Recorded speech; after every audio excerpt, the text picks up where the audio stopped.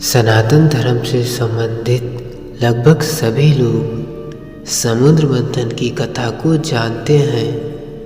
यह कथा समुद्र से निकले अमृत के प्याले से जुड़ी है, जिसे पीने के लिए देवताओं और असुरों में विवाद उत्पन्न हो गया था, जिसके बाद भगवान विष्णु ने मोहिनी नामक स्त्री का रूप धारण कर देवताओं को अमृत पान करवाया था।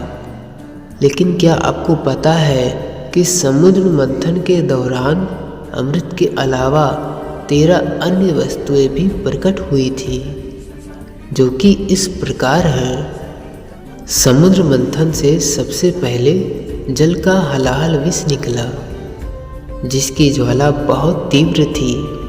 हलाहल विष की ज्वाला से सभी देवता तथा दैत्य जलने लगे और उनकी चमक फीकी पड़ने लगी। इस पर सभी ने मिलकर भगवान शंकर की प्रार्थना की। देवताओं तथा असुरों की प्रार्थना पर महादेव शिव उस विष को हथेली पर रखकर उसे पी गए, लेकिन देवी पार्वती ने विष को उनके कंठ से नीचे नहीं उतरने दिया।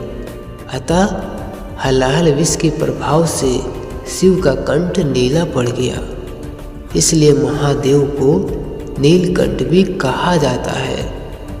हलाहल विष के बाद समुद्र मंथन से कामधेनु गाय बाहर निकली। वह यज्ञ की सामग्री उत्पन्न करने वाली थी, इसलिए ब्रह्मवादी ऋषियों ने उसे ग्रहण कर लिया। समुद्र मंथन के दौरान तीसरे नंबर पर उच्चैःश्रवा घोड़ा निकला। पौराणिक धर्म ग्रंथों और हिंदू मान्यताओं के अनुसार इसे राजा बलि को दे दिया गया था। समुद्र मंथन के दौरान चौथे नंबर पर ऐरावत हाथी निकला। समुद्र मंथन से प्राप्त रत्नों के बंटवारे के समय ऐरावत को इंद्र को दे दिया गया था। समुद्र मंथन के दौरान पांचवें नंबर पर कौस्तुभ मणि निकली, जिसे भगवान विष्णु ने अपने हृदय पर धारण कर लिया। समुद्र मंथन के दौरान छठे नंबर पर कल्प वृक्ष प्रकट हुआ।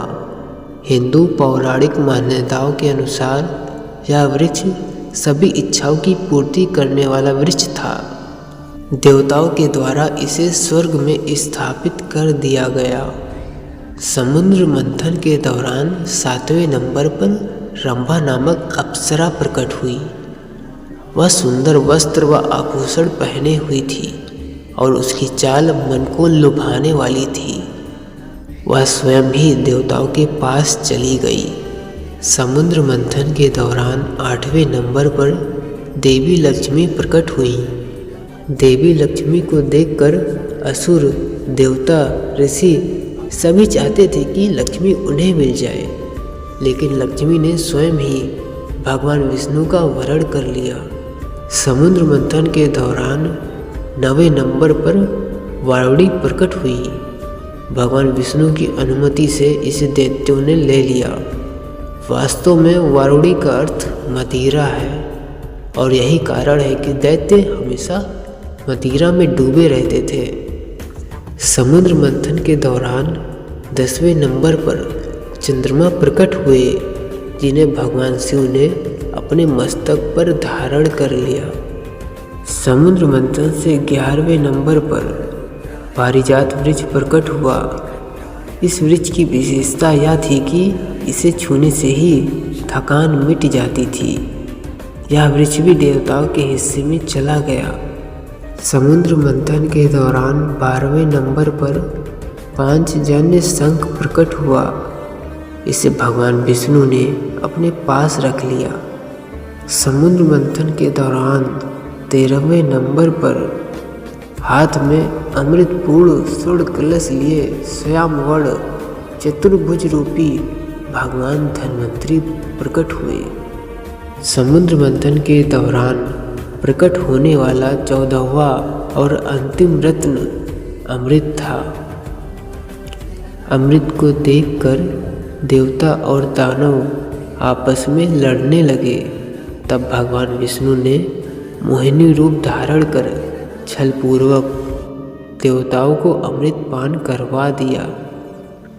दोस्तों, ये थे समुद्र मंथन के दौरान निकले 14 रत्न। फिलहाल आपको यह कहानी कैसी लगी हमें कमेंट में ज़रूर बताइएगा। वीडियो अच्छी लगी तो लाइक, शेयर और सब्सक्राइब कर नोटिफिकेशन बेल को ऑन कर दीजिएगा। Thank you so much for watching this video.